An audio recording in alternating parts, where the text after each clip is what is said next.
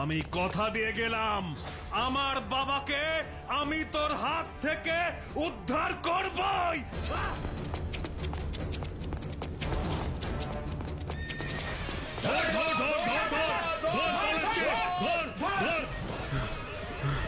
যেভাবেই হোক আমাকে এদের হাত থেকে পালাতেই হবে, তা না হলে আমি আমার বাবাকে বাঁচাতে পারবো না।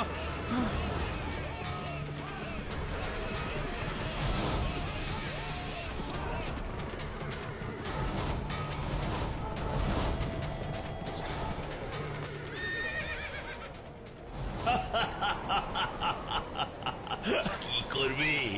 হ্যাঁ, এবার কি করবি তুই? খুব দৌড় করিয়েছিস আমাদের। এবার চল চল, তোকে সকালের গুম ঘরে নিয়ে যাই। চল চল। তোদের সেই ইচ্ছা কোনোদিনই পূরণ হবে না।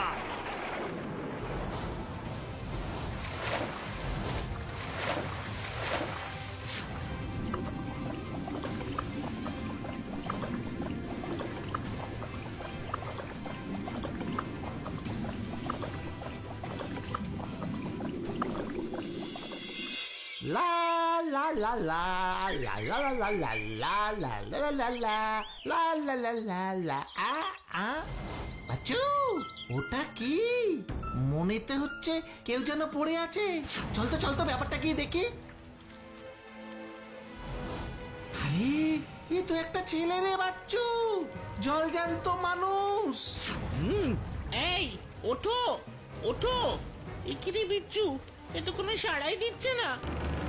বিচ্ছু শোন, চল ওকে আমরা দুজন আস্তে আস্তে ধরে বাড়িতে নিয়ে যাই। হ্যাঁ, তাই চল।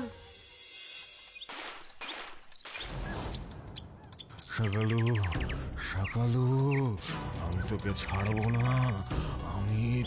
ছাড়বো না সকালু।